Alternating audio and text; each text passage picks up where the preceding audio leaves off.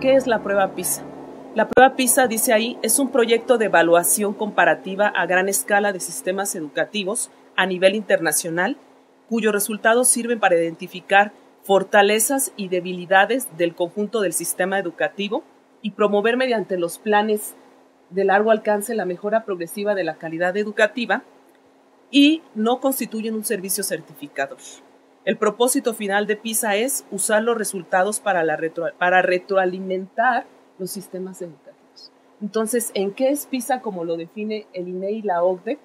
Uno de los aspectos que identificamos es fortalezas y debilidades. Y estos dos conceptos de fortalezas y debilidades vienen precisamente del aspecto empresarial del área administrativa, de lo que es conocido como el FODA. Entonces, todo lo vamos a traspasar, así como podemos identificar si esta cámara tiene ciertas fortalezas y debilidades, también vamos a identificar si el sistema educativo tiene fortalezas y debilidades, solo que la cámara es un mecanismo que se opera a través de una persona y la educación se opera entre personas, entre contextos culturales. Entonces, simplemente en esta definición de lo que dan de qué es PISA, pues hay un sesgo del área administrativa que nos impide ver un poco cómo está haciendo la evaluación, ¿no? Entonces, bueno, me parece importante notar esto, y aquí está la parte de retroalimentar, ¿no? Que PISA dice, con mis resultados del estudio de las áreas que yo aplico en esta prueba, vamos a retroalimentar a los sistemas educativos del conjunto de las naciones que participan. PISA, en sus siglas en inglés, quiere decir Programa para la Evaluación Internacional de los Alumnos. Algunos le llaman Programa para la Evaluación Internacional de los Estudiantes. Y bueno, surge en 1997. 1997 marca, dentro de estos casi 40 años de la evaluación a nivel internacional, 1997 está en el segundo momento. Hay 3 etapas. La primera etapa, que es alrededor de los 70s y los 80s, cuando la SEP empieza a hacer recopilación de información censal y empieza con sus primeras estadísticas. El segundo momento, que es después de los 80s y los 90s, que es cuando ya empiezan a haber algunas evaluaciones internacionales y precisamente empieza a hacer la evaluación de los docentes, empiezan a darles incentivos y se empieza a generar un poco la evaluación. Y el tercer momento, que es a partir del año 2001, y que particularmente es cuando en el 2002 surge el Instituto Nacional para la Evaluación de la Educación.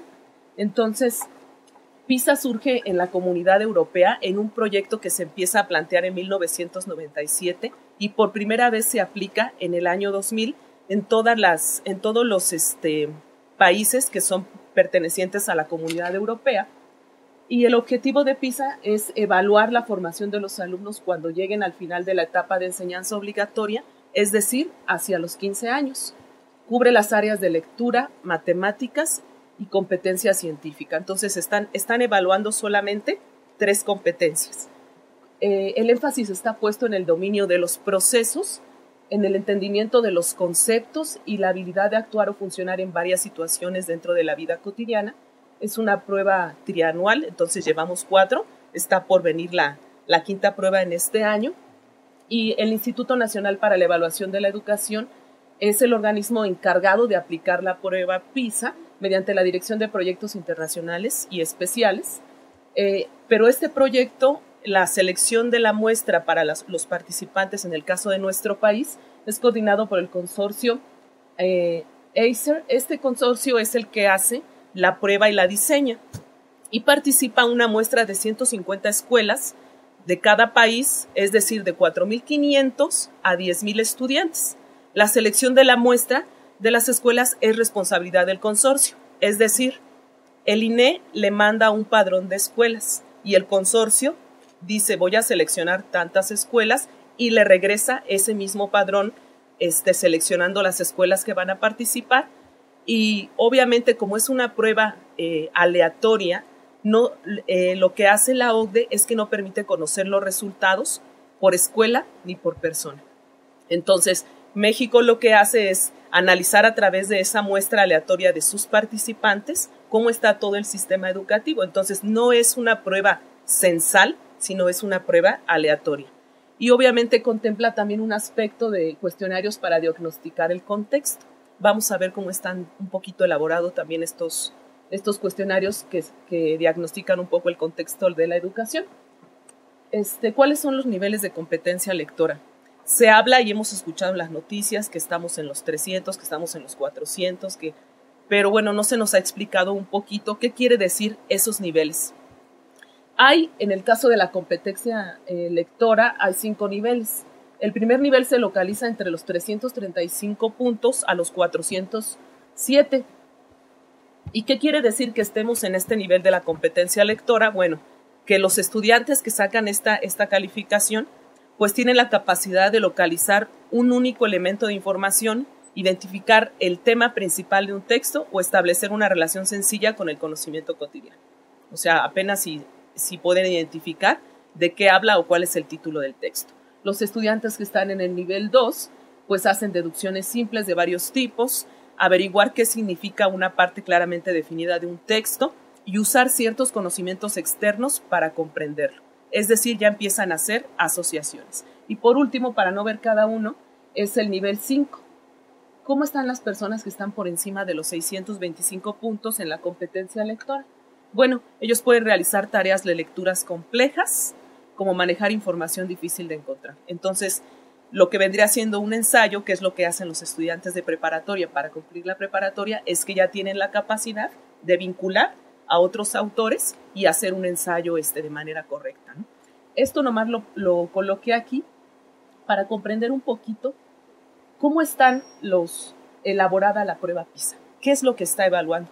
Y si a simple vista vemos estos 5 niveles, pues uno dice, bueno, está muy bien el nivel 5 y pues no es un nivel muy difícil de lograr, ¿no? Que tampoco es el asunto llegar al 5, llegar al 4, llegar al 3, sino empezar a ver en la prueba qué es lo que nos está diciendo la prueba. ¿Para qué nos puede ayudar la prueba? No solo en el aspecto de la evaluación, sino en el aspecto de la enseñanza. Entonces, ¿cuál es el contexto en México? México ha participado en los 4 periodos desde el 2000, 2003, 2006, 2009, que se lleva a cabo PISA. La muestra de estudiantes que participó en el 2000 fue de 4,600. Uno se pregunta, ¿por qué en 2009 participaron 38,000 estudiantes? Si recuerdan, al principio había una muestra de 4,000 a 10,000 y México ha participado ya en el 2009 con 38,000 estudiantes.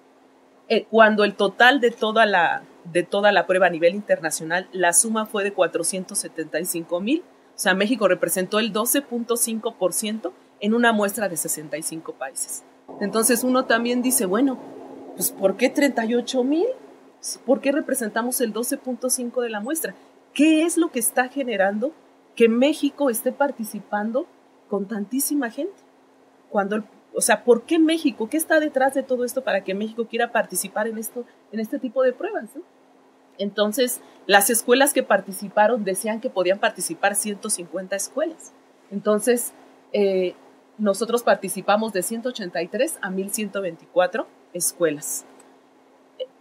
Dentro de todos los estudios que se han hecho, el Observatorio Ciudadano de la Educación, a partir de este contexto, a partir de los resultados del 2009, estoy revisando un poco qué están diciendo las diferentes autoridades educativas o críticos de la educación en nuestro país, y el Observatorio Ciudadano de la Educación se formula algunas preguntas ante estos resultados.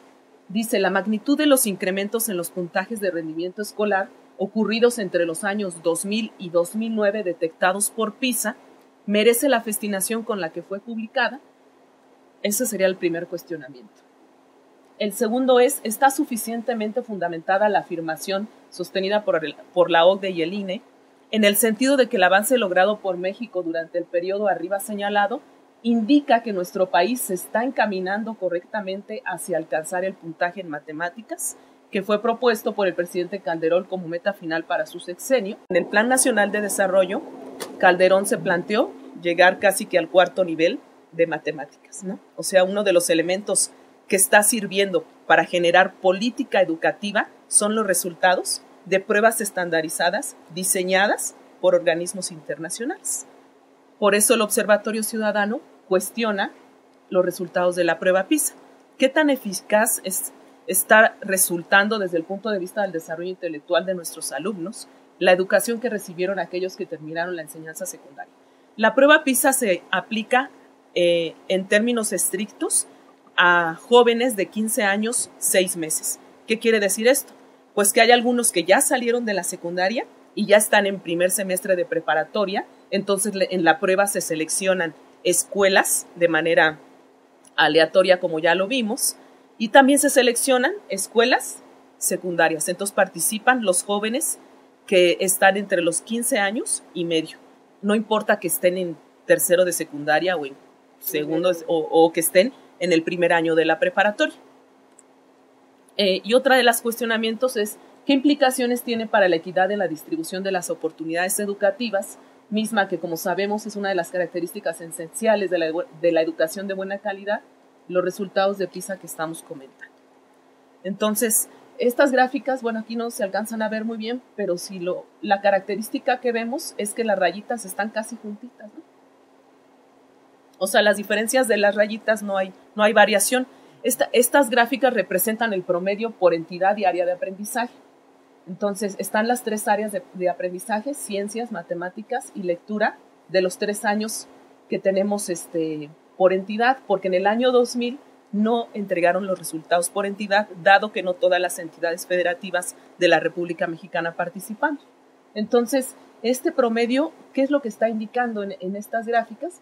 Bueno, los primeros análisis es que el puntaje que se alcanzó en lectura implica una mejoría solo en 3 puntos porcentuales respecto de su primera medición en el año 2000.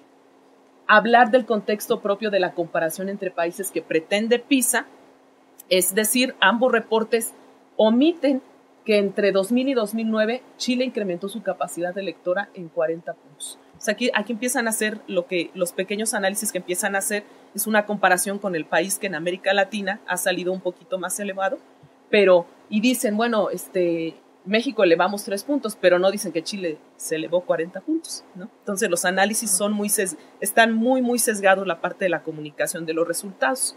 México logró un avance de 13 puntos en rendimiento en matemáticas, los cuales representa el 50% de lo que el país se propuso avanzar entre el año 2003 y 2009. O sea, tanto en los sexenios de Fox como en el sexenio de Calderón, pues obviamente todavía se está lejos de la meta que ellos se propusieron. La calidad de la educación recibida por los jóvenes mexicanos, dice el Observatorio Ciudadano de la Educación, pues también dejó mucho que desear, ¿no? Si el punto es retroalimentar para mejorar la calidad, pues hay mucho todavía que hacer en este aspecto. En 2003, 14 entidades federativas se encontraban por abajo del desempeño promedio nacional en lectura, es decir, abajo de 400 puntos, como vimos en el primer cuadro, y en 2009 aumentó a 19 el número de estados que encontraron por abajo del promedio nacional de 425. O sea, realmente, como vemos aquí así en las gráficas, pues no ha habido el avance que se esperaba después de un periodo de 4 años de aplicación.